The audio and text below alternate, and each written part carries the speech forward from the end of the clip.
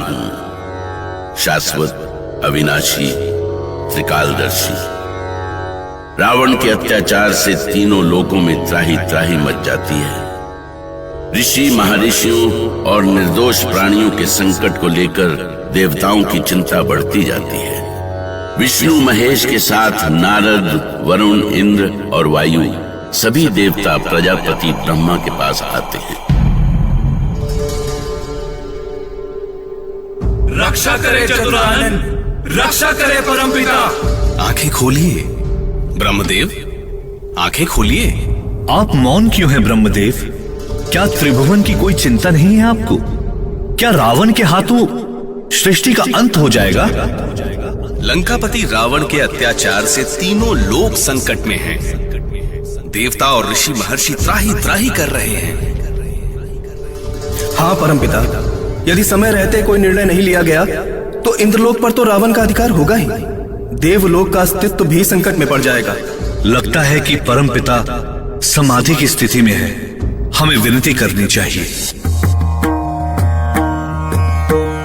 हे चतुरानन सृष्टि प्रणेता, हो प्रसन्न, हो प्रसन्न। हे ब्रह्मदेव, हे जगत पिता, हो प्रसन्न, हो प्रसन्न।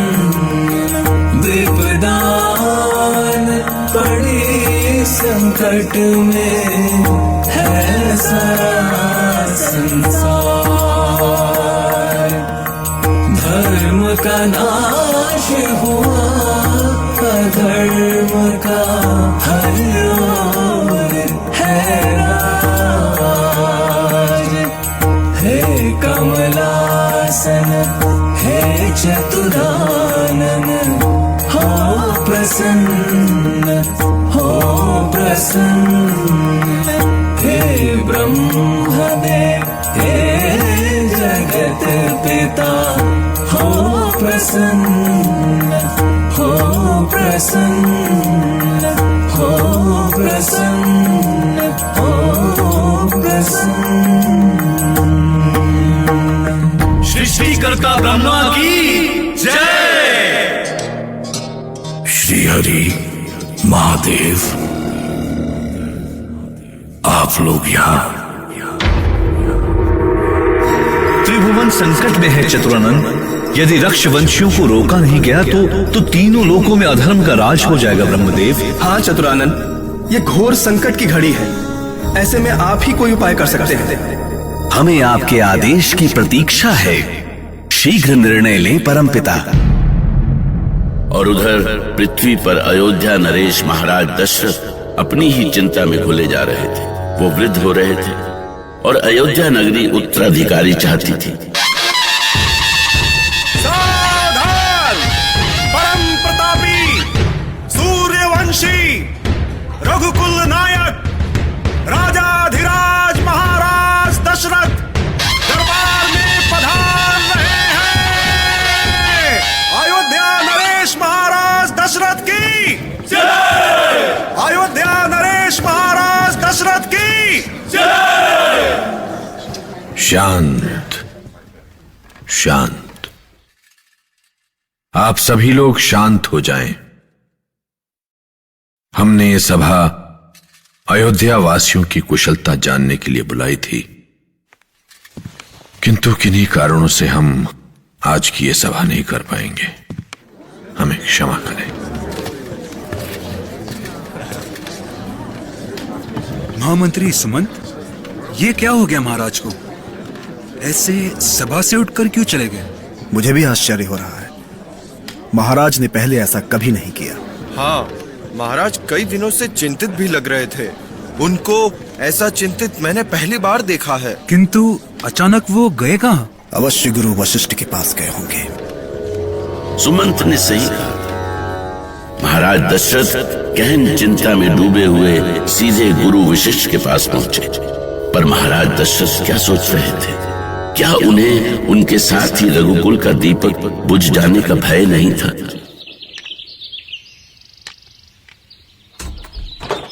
गुरुदेव वशिष्ठ को दशरथ का प्रणाम स्वीकार हो।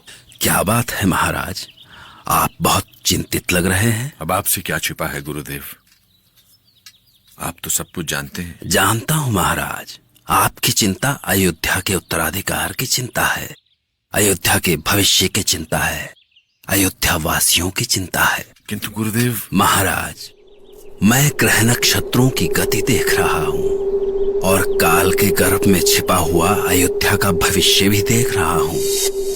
इधर महाराज दशरथ की एक पुत्र पाने की चिंता थी, तो उधर देवलोक की चिंता थी रावण के पापों का अंत। और ब्रह्मा जानते थे कि इन दोनों चिंताओं का हल एक ही है, विष्णु का अवतार अर्थात राम का जन्म। और उन्होंने देवताओं से ऐसा ही कहा। रक्ष वंश के अंत की नींव पड़ चुकी है देवगण। राक्षसपति रावण के अपने ही पाप उसके वंश का अंत का कारण बन रहे हैं। ऐसे समय में आप सभी महर्षि कुशध्वज की पुत्री वेदवती और सूर्यवंशी अयोध्यापति अनरण्य के शापों के सफल होने में सहायक बने। किंतु ये कैसे संभव होगा परमपिता? विधान के अनुसार आपको वेदवती और अनरण्य के शापों की रक्षा करनी होगी। अर्थात श्री हरि विष्णु को अवतार लेना होगा। हाँ महादेव, संसार पर जब जब संकट आया है, श्री हरि ने ही इसका समाधान किया है। आज भी श्री हरि ही हमारे सहायक होंगे। हमारे विधान के अनुसार श्री हरि को मनुष्य रूप में धरती पर जन्म लेना होगा। श्री हरि, अब आप क्या सोचने लगे?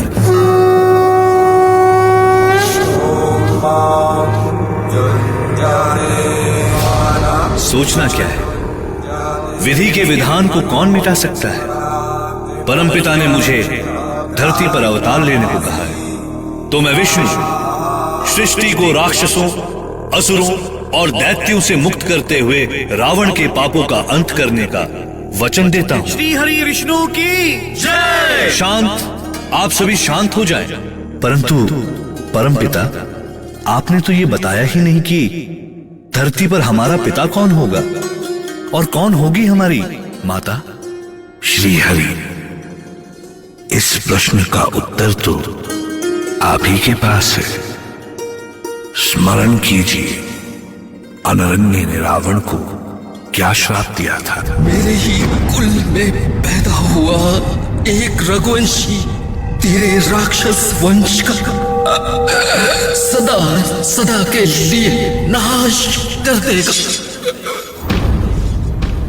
ऐसा ही होगा परमपिता। हम अनरण्य के वंशधर रघुवंशी अयोध्या नरेश के ज्येष्ठ पुत्र के रूप में अवतरित होने का वचन देते हैं और हमारी माता होंगी माता कौशल्या। शांताकारं भुजगशयनं पद्मनाभं सुरेशं विश्वधारं गगनसदृशं मेघवर्णं शुभांगं। मुनि वशिष्ठ परम ज्ञानी थे। देवलोक में हो रहे निर्णय का उन्हें भी आभास हो चुका था। इसी विश्वास पर उन्होंने भविष्यवाणी की कि महाराज दशरथ अवश्य पुत्रवान होंगे। रामायण। रामायण।